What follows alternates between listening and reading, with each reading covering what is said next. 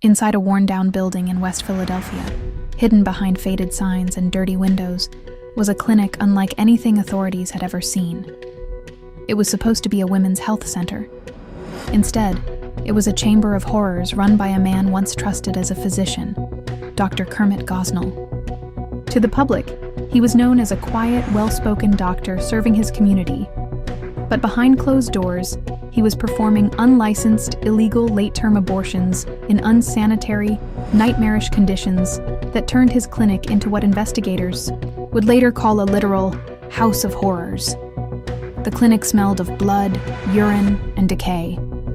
Dirty surgical tools were reused without sterilization. There were jars on shelves holding fetal remains. Tiny severed limbs kept as trophies.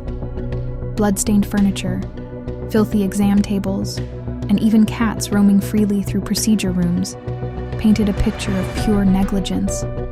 But it wasn't just health violations that shocked the authorities. It was murder. What Kermit Gosnell had been doing for years wasn't just illegal, it was monstrous. He routinely delivered babies alive, fully formed, breathing, and then killed them. In his twisted logic, he called it snipping. With surgical scissors, he would sever the spinal cord of a newborn after delivery. He did this again and again over the years, and nobody stopped him. His victims weren't only the infants. Several women were permanently injured. One even died due to botched procedures and overdoses of anesthesia administered by untrained staff. And yet, he operated freely because the system had failed. Despite multiple complaints, warnings, and reports over nearly 2 decades, state health officials and medical boards turned a blind eye. Politics and fear of controversy played a role. No one wanted to touch the issue. It wasn't until 2010, when the FBI and DEA raided the clinic in a drug bust, that the full scale of the horror came to light. They were searching for evidence of illegal prescriptions. What they found instead was something out of a nightmare.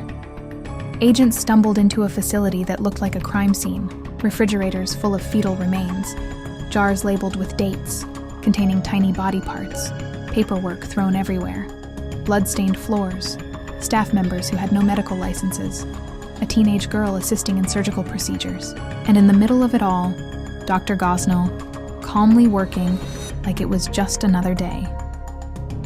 The trial that followed was one of the most underreported yet shocking legal cases in American history. Gosnell was charged with the murder of 3 infants, born alive, and the involuntary manslaughter of a patient named Karnamaya Mongar. Witnesses testified to seeing babies move, cry, even scream, before being silenced forever. His staff, once loyal, turned on him in court, revealing chilling details about his routine brutality and the inhumane conditions inside the clinic.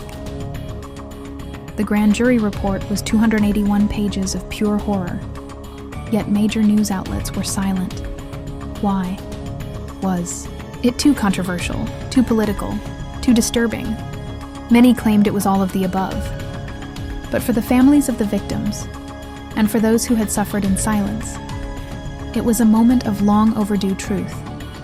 Gosnell was finally convicted in 2013 of first-degree murder and sentenced to life in prison without parole.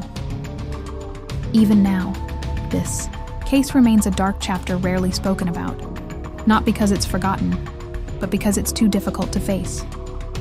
It exposed massive cracks in the medical system, in regulation, and in media responsibility. It showed how evil can thrive when no one is watching. And it asked a terrifying question. How many others knew and said nothing? Kermit Gosnell may be behind bars, but the questions raised by his crimes still haunt America. Not just about abortion, but about power, silence, and the cost of looking the other way. June 12, 1994.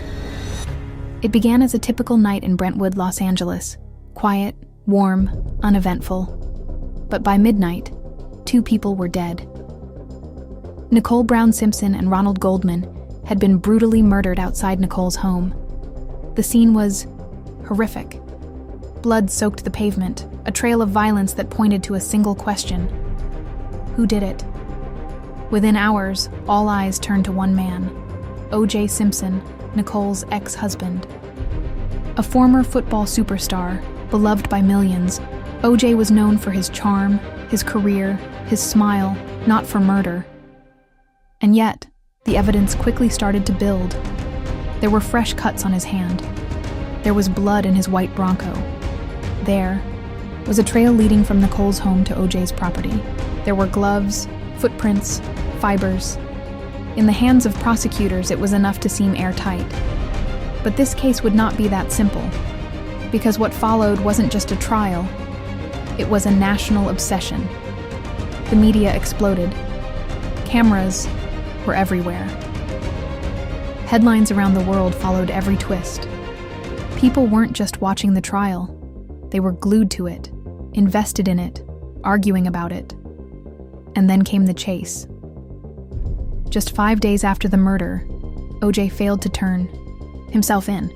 Instead, he fled in a white Ford Bronco driven by his friend Al Cowlings. For hours, police followed at slow speed while millions watched live on TV. O.J. held a gun to his head, threatening to kill himself. It was surreal, a celebrity fugitive on the run, while crowds gathered on bridges and streets, cheering him on. Eventually, he surrendered, and then came the trial. The prosecution believed they had a strong case. There was DNA, there were timelines, there were witnesses. But from the beginning, the defense turned the trial into something else. Led by Johnny Cochran, Robert Shapiro, and F. Lee Bailey, the Dream Team shifted the narrative. It wasn't about a murder. It was about race, police corruption, and systemic injustice. The defense argued that LAPD officers had framed O.J., pointing fingers particularly at Detective Mark Furman, who had a history of racist comments and conduct. And then came the glove. Perhaps the most iconic moment in American courtroom history. When O.J. tried on the blood-stained glove found at the scene, it appeared too small. Cochran's voice rang out. "If it doesn't fit, you must acquit." It was a moment of pure theater, and it worked. Despite the mountain of forensic evidence, public opinion began to split. The trial wasn't just about one man anymore. It became a symbol of deeper issues in American society: race, justice, wealth, privilege. After 9 months of testimony, the jury returned a verdict in less than 4 hours. On October 3, 1995, O.J. Simpson was found not guilty on both counts of murder. Outside the courthouse, reactions were instant and divided. Cheers erupted in some communities, while outrage rippled through others. Many felt justice had failed. Others believed the justice system had finally pushed back against decades of racial bias. The families of Nicole Brown and Ron Goldman were devastated. Their children had been murdered, and no one was held accountable. In a later civil trial, O.J. was found liable for their deaths and ordered to pay $33.5 million in damages, though only a small portion was ever collected. O.J. maintained his innocence for years, even writing a hypothetical book titled If I Did It, which was pulled before publication, then controversially released later under the Goldman family's control. The case changed everything, not just in the courtroom, but in American culture. Reality TV, tabloid journalism, the 24/7 news cycle, all were fueled by this trial. It showed how the court of public opinion could be just as powerful as the legal system itself. And it left behind a legacy of questions, pain, and division.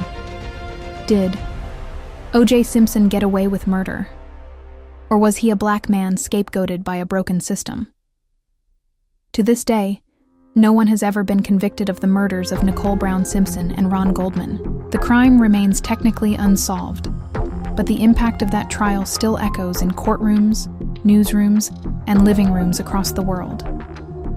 If you found this story shocking, disturbing, or thought-provoking, don't forget to like, subscribe, and share. We explore the darkest corners of true crime every week, and your support helps us keep uncovering what others are too afraid to tell.